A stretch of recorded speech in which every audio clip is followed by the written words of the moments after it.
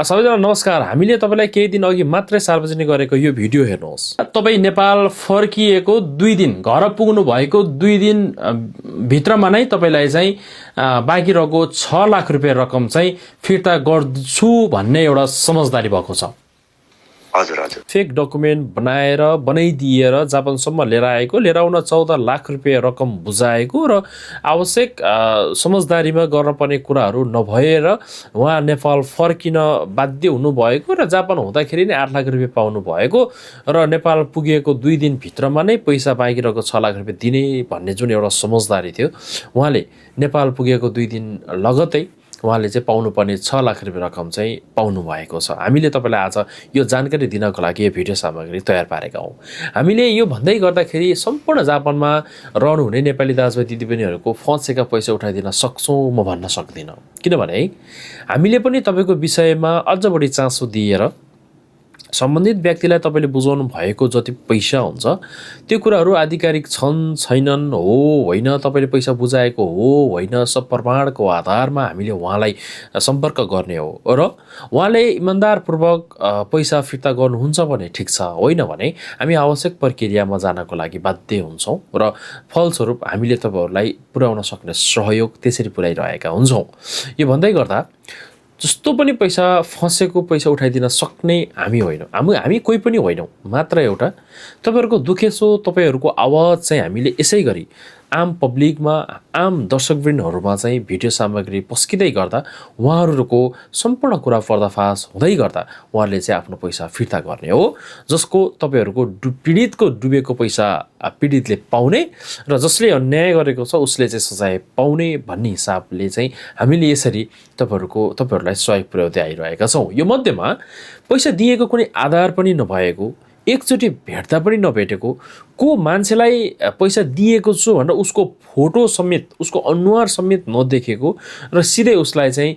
म जापान लगिदिन्छु वा म तपाईँलाई जापान लिएर आइदिन्छु, यति रकम लाग्छ पैसा दिनुहोस् भन्दाखेरि सोझो तरिकाले चाहिँ पैसा दिएका त्यस्ता व्यक्तिहरू, मेरो पनि यस्तो किसिमको समस्या छ, पैसा उठाइदिन पर्यो, म मान्छे पनि चिन्दिनँ, फोटो पनि छैन, यही फेसबुकमा देखेकै भरमा, फेसबुकमा राखेकै भरमा हामीले उहाँसँग म्यासेज गऱ्यौँ, विश्वास गरेर एउटा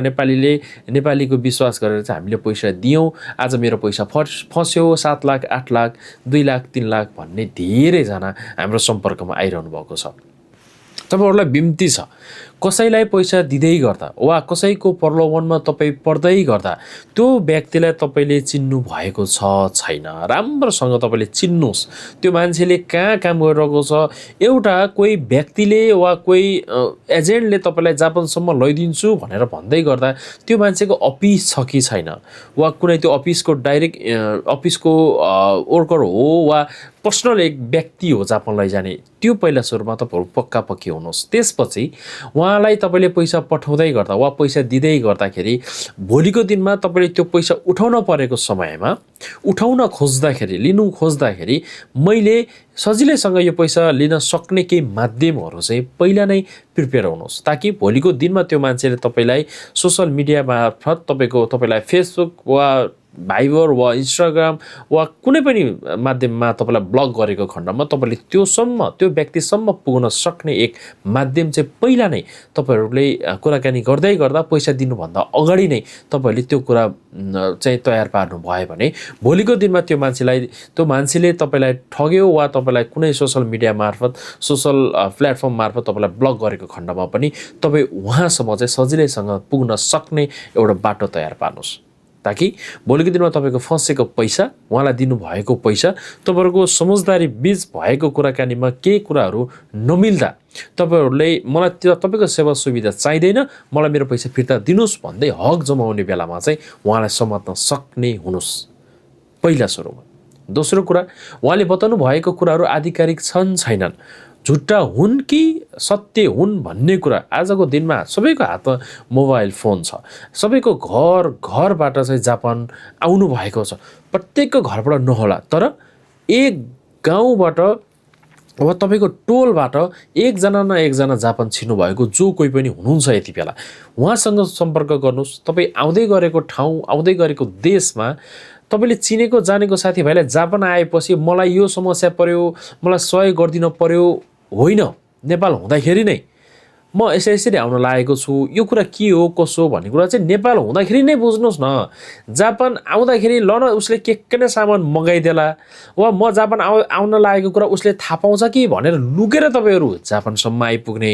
जापान आएर अल्पत्र परेपछि जुन बल्ल अनि आफूले चिनेको मान्छे खोज्ने जुन यो प्रवृत्ति छ, यो चाहिँ बन्द गर्नुहोस्। तपाईँ नेपाल हुँदाखेरि नै ती आफूले चिनेका व्यक्तिहरूलाई सोध्नुहोस् न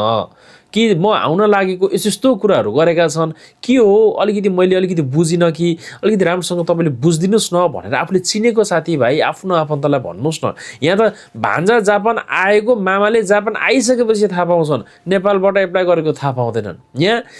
अङ्कल जापान आइसक्नु भएको यहाँ पढिरहेका वा यहाँ हुनुभएका भतिजहरूले थाहा पाउनुहुन्छ। अङ्कलले जब समस्या भतिजसम्म पुग्छ अनि बल्ल भतिजले थाहा पाउँछ। नेपाल हुँदाखेरि नै भतिजलाई सोधिदिनुहोस् न, अनि पो तपाईँले जापानको वास्तविक कुराहरू थाहा पाउनुहुन्छ र तपाईँ पनि फस्न वा जापानमा आएर ठगिन वा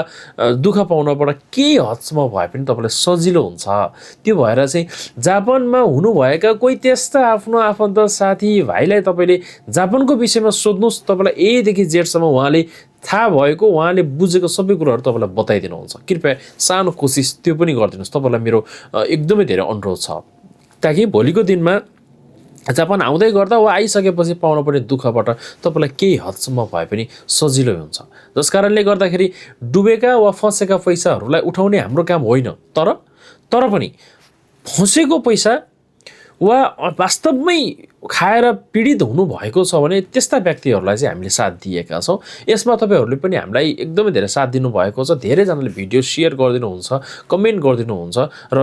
त्यो भिडियो जसले त्यो पैसा ठगी गर्नुभएको हो त्यहाँसम्म पुग्छ र उहाँ हाम्रो सम्पर्कमा आएर चाहिँ एउटा समझदारीमा पैसा फिर्ता गरिदिने लगभग भइरहेको छ। हामीले आजको दिनसम्म धेरैजनाको चाहिँ क्यामेरा पछाडि वा क्यामेरा अगाडिबाट चाहिँ धेरैजनालाई सहयोग पुर्याएका छौँ, जसमा तपाईँहरूको पनि यो एकदमै ठुलो तपाईँहरूको हात छ भन्छु। त्यसको लागि चाहिँ तपाईँहरूप्रति एकदमै धेरै आभारी छु। तपाईँले माया गरिदिनु भएको छ, साथ दिनुभएको छ, यसै गरी निरन्तर साथ दिनुहुन्छ भन्ने अपेक्षाका साथ तपाईँहरूलाई निरन्तर हामी हाम्रो तर्फबाट गर्न सक्ने साथ सहयोग चाहिँ गर्नेछौँ भन्दै नेपालबाट आउँदाखेरि फेरि पनि आफ्नो आफन्ती साथीभाइ वा जापानको विषयमा, जापानको नियम कानुन, तपाईँले आउँदै गर्दाखेरिको जुन क्याटेगोरी, जुन भिजा छ, त्यो भिजामा तपाईँले के कस्ता काम गर्न पाउने, के गर्न नपाउने भन्ने कुरा थोरै बुझेर मात्रै जापानको बाटो तय गरिदिनु हुनको लागि चाहिँ विनम्र अनुरोध गर्न चाहन्छु।